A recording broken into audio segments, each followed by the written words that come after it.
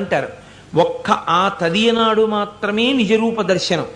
మిగిలిన రోజులన్నిటా కూడా నాకు చందనాన్ని అలదండి.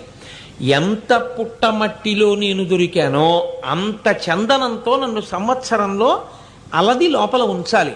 ఒక్క వైశాఖ శుక్ల తృతీయ నాడు మాత్రం ఆ గంధమంతా ఒలిచేస్తే నా నిజరూప దర్శనాన్ని ప్రజలకి ఇస్తాను.